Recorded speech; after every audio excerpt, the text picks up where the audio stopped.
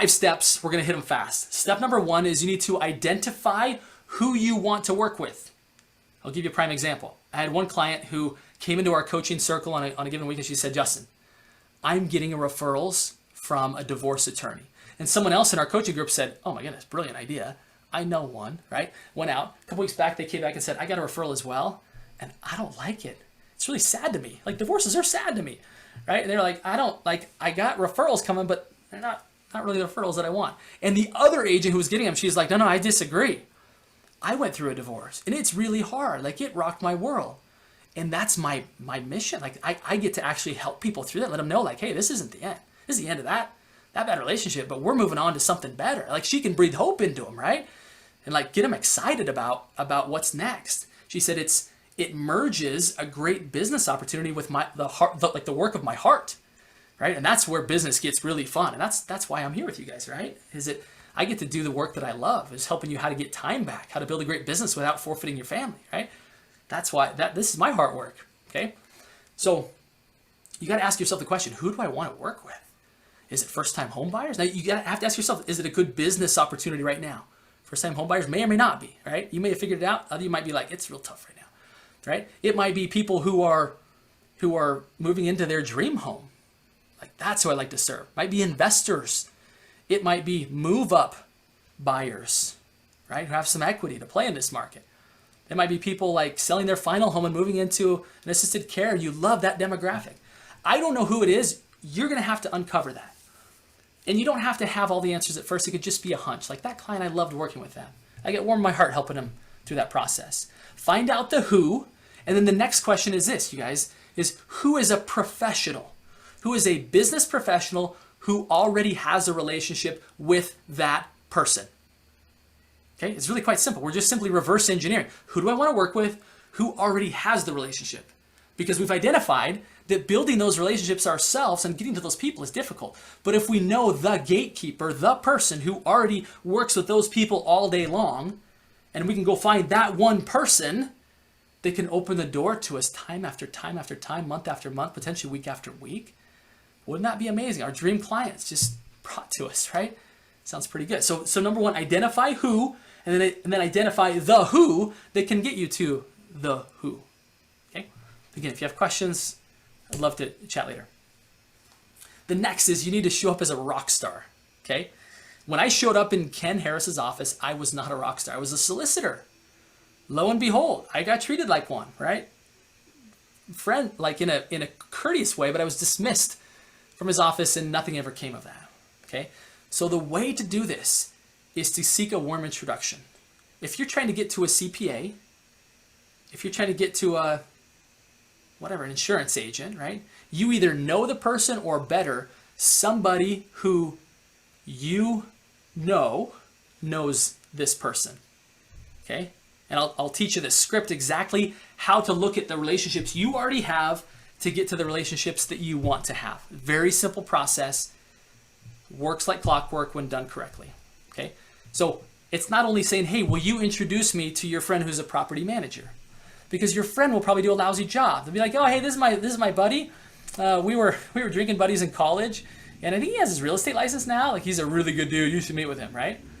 That's not how you want to be introduced, folks, right? You want to craft that introduction. Ask for permission to get the introduction, and then you're going to say, right, can I be a part of that introduction? Can I just so I don't sound like every other agent, because I'm not, I'd love to just give you a couple bio points, couple bullet points on how to have me sound different, okay? So seek a warm introduction, okay? Now, there's another alternative here, which is if you already have brand celebrity, right? If you already have a massive presence online, if you already have that these upstream partners already know you because of who you are, your name in the community, your name online, whatever, then it gets a little bit easier for you, right? But if you don't have that, don't worry about it. An introduction oftentimes gets you there just as quick, okay? But there's a couple options there, okay? But the key to step 3 working, you guys, is that somebody else has to sell you before you ever step in that meeting. Because the reason why step 3 most times does not work is because you show up and you have to talk about yourself. You have to sell yourself. And what happens when somebody starts to sell to us? The walls go up and we're like, eeh, right? Think about it. You just walk into a store. Excuse me, sir, can I help you find something? No, I'm just looking. It's a self-defense mechanism. In this meeting, you can't afford to have it go into self-defense mechanism. You have to have them wanting to meet with you. And the only way this works is if in step 2, they do an amazing job of introducing you to where that other professional is really excited to meet with you because you've been pre-sold, right? The trust has already been transferred and they're excited to have this conversation with you, okay? So you're going to meet with them as a peer, okay? Now, this is less about you talking about your real estate accolades, how many homes you've sold, how great you and your team are. It's not about that. This is about you, because again, that's already been shared. They already know this about you.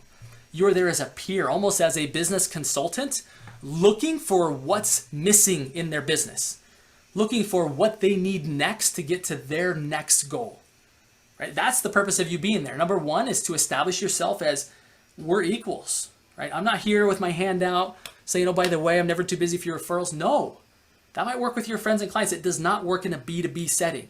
You're there to give value, not get value. So you're not even going to mention you want the referrals. You're there looking for what's missing, what's next in their business, okay? We teach you how to be, in my coaching circles, we teach you almost how to have a series of questions that position you almost like as a business consultant.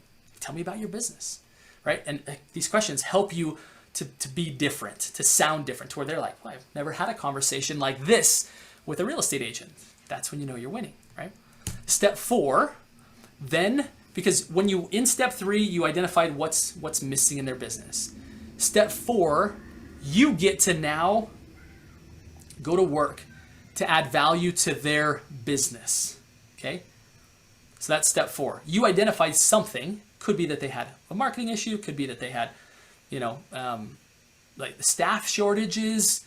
It could be the fact that whatever, right? Like something. And by the way, it probably will have nothing to do with what you do for a living. If you do this right, you're going to uncover something about their business that needs some attention. You're going to be able to give an introduction, whether an introduction to an idea, whether something that you're doing in your business that's working, whether somebody that you know, whether somebody that you could know. The opportunities are endless if you want it bad enough to be able to bring back and say, look, I've been thinking about you since we met, and I have an idea. I have someone who I'd love you to meet who I believe will be of great value to your business. Would you be open to an introduction to this person, right? They're gonna feel different when they hear about you, step 2. They're gonna feel different when you meet in that meeting and you don't talk about yourself at all. You talk about them and their business and what their needs are, what their goals are, right? And then they're going to be like totally blown away when you circle back and be like, hey, I've been thinking about what you said. I have an idea that I think would be of help to you, okay? And you're bringing value to their business, okay? Now this tees up step number 5. Step number 5, this is where all the magic's at, you guys. This is where you bring value to their clients, okay? Where you bring value to their clients, okay? We're out of time, guys. So I'm going to be like 1 more minute and we'll wrap it up.